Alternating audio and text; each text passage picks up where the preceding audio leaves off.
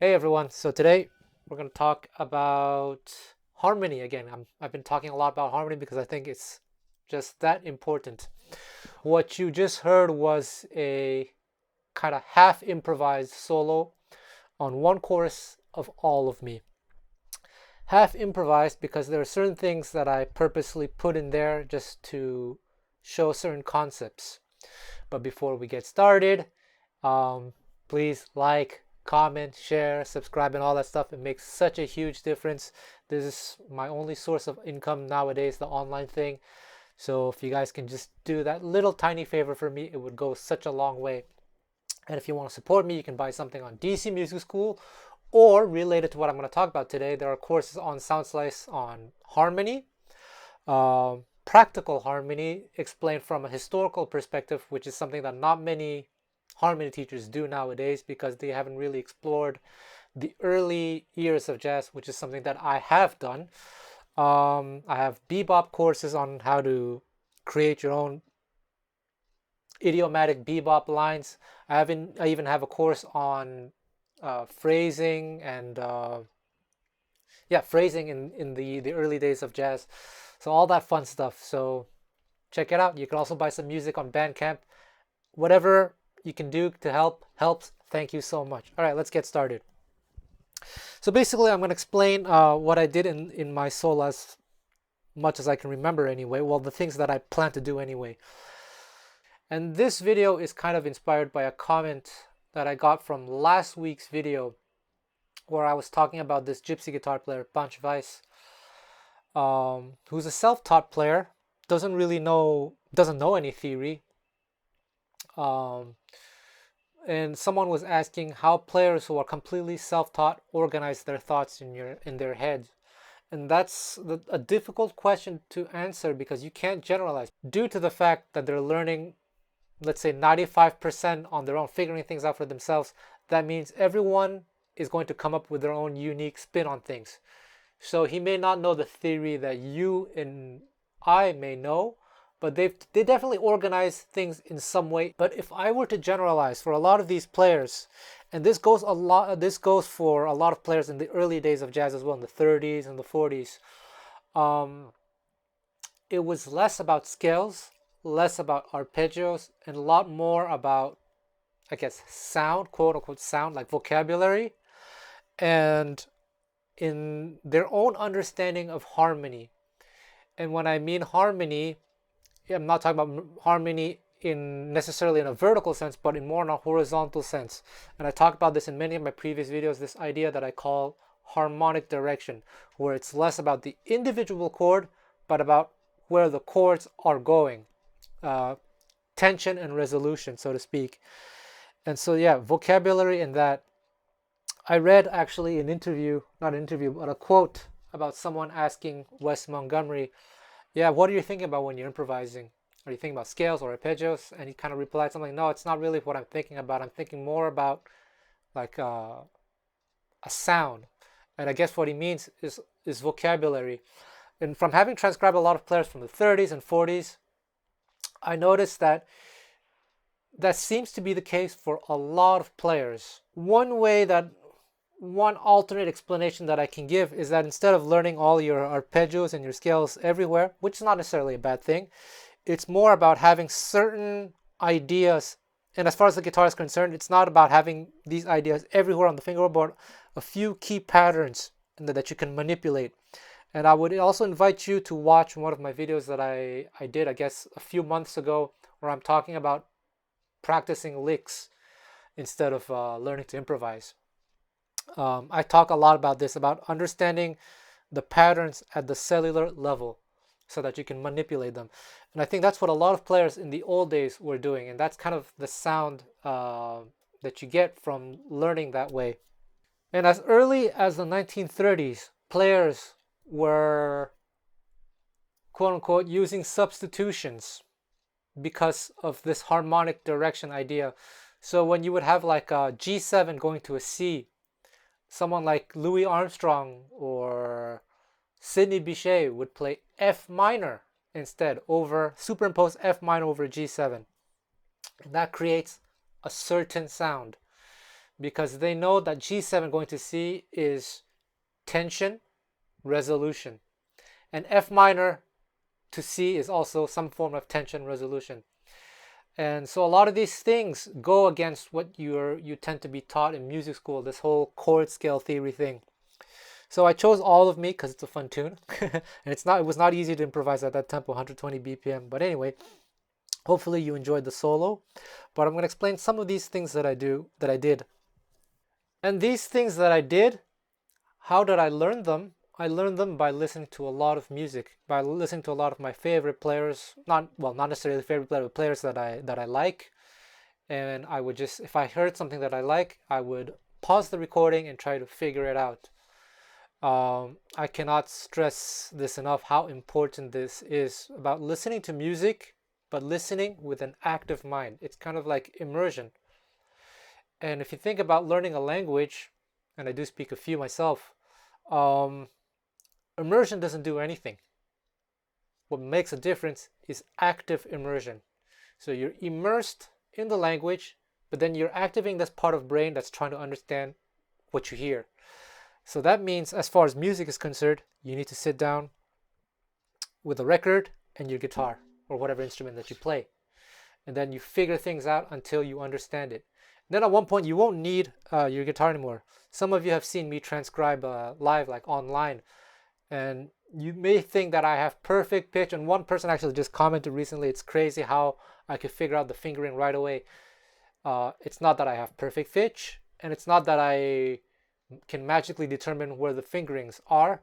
It's because I've spent so many years in my early days listening to music with the guitar in my hand, figuring out the patterns, even watching videos or watching players live, seeing where they played certain passages.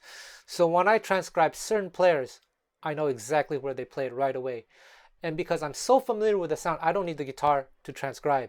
I just hear it and I know, oh, it's this substitution. Oh, it's that substitution. It's this sound. It's this sound. It's this thing that Wes Montgomery was talking about. So one way that you can practice that's very useful, I think, is just spend some time, maybe half an hour a day, put on some recordings, listen, take a song that you like, that you know already, you know the chords to the song, it could be All of Me or whatever, and then listen. And when you hear something that you like, oh, pause, what is that? Figure it out on your instrument and then try it on different songs. So all this to say that everything that I'm about to show you did not come from a mathematical point of view, but it came from listening and experimenting.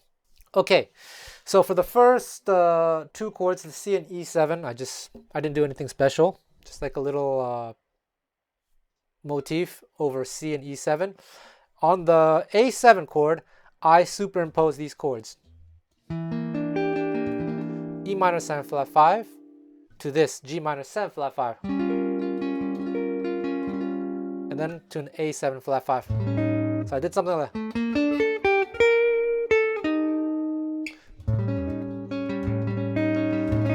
So this has nothing to do with scale, even though it could be from a scale, but it has everything to do with sound. It's something that I heard somewhere many times. So, and this E minor 7 flat 5, it's the 2 chord of A7, but you don't even have to think about that way. Just think that over A7, you can do this. And that's exactly what I did.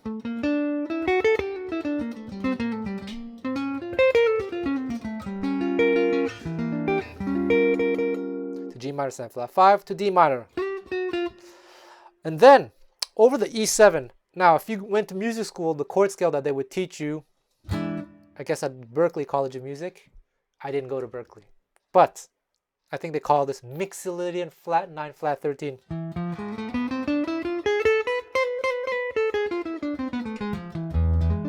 That would be the correct chord scale, I guess. But what I did was this. And it's something that I got from Wes Montgomery. So this is an example where he's not thinking in terms of chord scale, because he probably didn't even know what a chord scale was, but he just knew that it was an E7. And a lot of these players back in the day, they didn't have access to modern jazz education the way we do today. they probably had access to a very elementary form of theory education, if they even got any kind of education like that. And that means basic arpeggios, basic scales, nothing more, in my opinion, as far as I know. And so for Wes Montgomery, Charlie Christian, and Django Reinhardt, when they see an E7, it's less about a chord scale, but about E7 in general. So you have E7, E7 flat 9, E7 with a 9, sharp 9, any kind of E7 that they can think of, which that will also include B minor,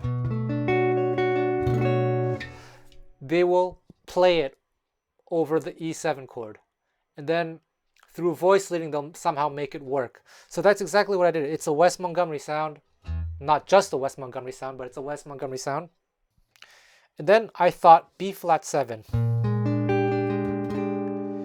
And again, this is something that I got from Wes Montgomery as well. Because even though he didn't know the theory that we know today, he had his own way of organizing things. So he had his own theory. So his idea was that, well, he somehow discovered that over E7, you could play B flat 7, tritone substitution. And in his mind, on an E7, because you can play B minor over E7, which is the 2, he was thinking, okay, over B flat minor, maybe I can play the F minor, which is the 2. And again, in terms of the theory that they teach today, it's actually completely wrong, but it's just a sound that they did back in the day. So that's what I did. I did this, then some kind of F minor, then some kind of B flat 7. I may have done, I think I did this chord, special B flat 7 chord. And then I went to A minor. Then over the D7, I played some bebop-y line or something. But then what I did is this line that I came up with fairly recently. It's inspired by Charlie Parker. I did this over the 2-5-1 to back to C, like this. Something D minor, D minor 9 if you want. And this is something that a lot of bebop musicians in the 40s started to do, is superimpose these harmonies. So it's not coming from a particular scale, it's coming from harmony. D minor, A7, see? Back to D minor, then G7 with like this. So it's thinking like this. So sorry.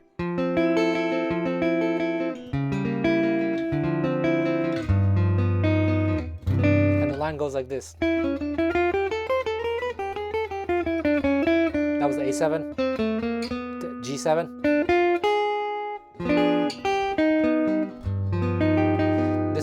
This chord is a very typical sound in the 1930s, and it's a sound that Charlie Parker used as well, because he must have heard that a lot in his youth. He incorporated this sound as well. And then I landed here, C. I did that. Then after I repeated this idea here, where does that come from? You would think, okay, so I was doing this over C, so you're thinking maybe C major. Then I did the same thing here. Maybe you're thinking D major 7. Actually, I wasn't thinking D major, I was thinking B minor. Because D is a substitution for B minor. And this is very similar to what Pat Martino does, this kind of harmonic conversion. A lot of players do this anyway. But yeah, so I'm thinking B minor over E7. Again, it's the totally wrong chord scale, the wrong chord and all that, but it's just a sound that people used back in the day. Then over the E7, I was thinking some form of E minor to A7. I don't know, that was improvised, so I don't remember what I did, but I did something.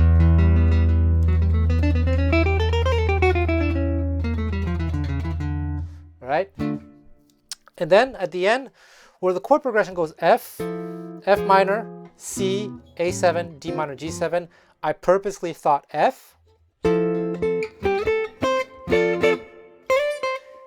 B7. So F to B7, which is a typical sound in the old days. and then E minor 7 flat 5 instead of C. So B7 instead of F minor. Then E minor 7 flat 5, because it gives this sound, this. It's that same thing that I did over A7, G minor 7 flat 5. And then I did this very interesting thing, again, I got from Wes Montgomery. So, and then the same idea, but over this chord, over the tritone sub.